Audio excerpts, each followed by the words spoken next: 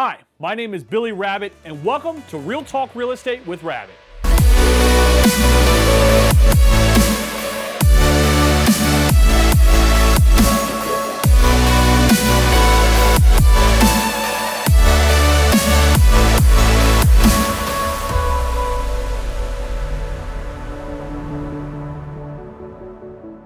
In this episode, we're going to talk a little bit about some different real estate topics, mainly being solar panels. Solar panels is a huge topic that a lot of buyers and sellers always have questions about. So today, we're going to take a couple moments to talk about some of the pros and cons and some of the things that you should be concerned about or aware of before selling or buying a house with solar panels. One of the main things to be concerned about when buying or selling a house that has solar panels is what agreement are you going to be signing onto. Most houses that have solar panels have some type of lease or agreement with a company that actually prohibits you or locks you into a contract.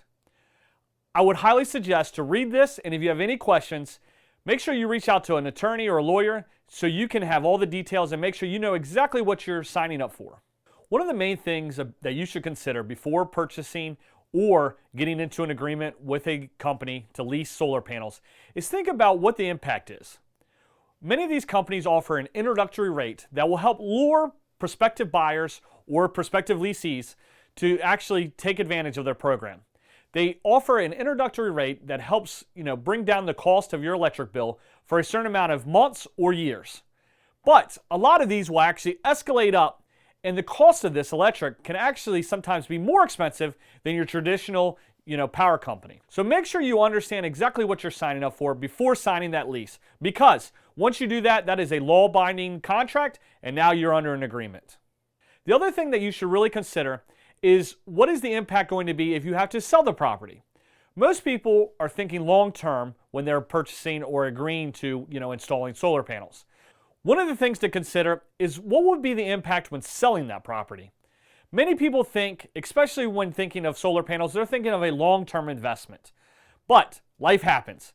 And if you've ever bought or sold a house, you know that sometimes without any type of rhyme or reason, you're now caught with actually selling or purchasing a new home or moving to a new area. So think about what is the impact going to be if you have to sell a house with solar panels. Many buyers today are actually asking for sellers to actually buy out or fulfill the contract before buying their house. This could mean that you could go in and have to pay thousands and thousands of dollars to the solar company that you're leasing the panels through before being able to sell your property.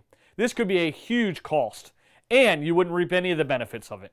One of the other things that you want to consider when buying or selling a house that has solar panels is what is the long-term cost. And not necessarily about the power, but the cost of actually having to replace your roof.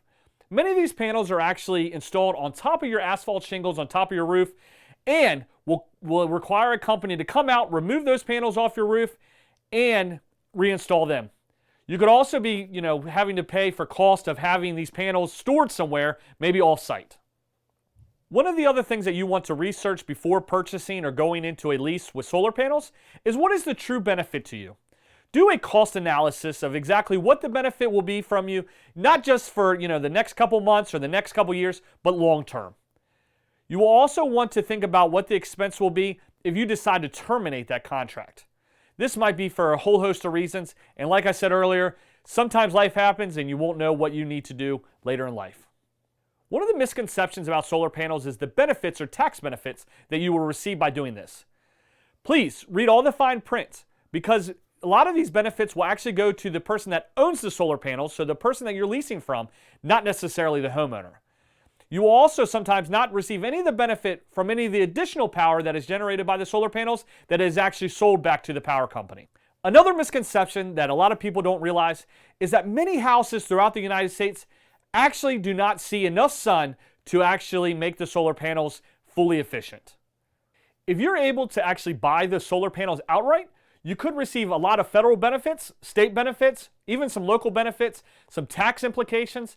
So if you can, at all means, look at all the different options before signing a lease and see if it is possible for you to actually buy the panels outright.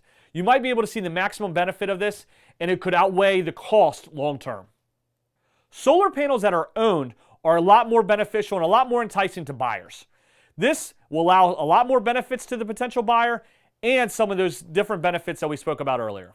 Another huge misconception about solar panels is how green or safe for the environment these panels are. A recent study showed that nearly almost all solar panels are actually failing prematurely and within about a 15 to 20 year range. If you could think about how many millions and millions of solar panels have been installed already, this could nearly cost $25 to $30 per panel to recycle this. This is going to create a huge burden in the upcoming years on any of the recyclers. As I've stated in this short video, there are a lot of things to consider before signing a lease or deciding to put solar panels on your house. Whether it's upfront cost, whether it's maintenance cost, or even the impact that it's going to have long-term on the environment, there are a lot of things to consider.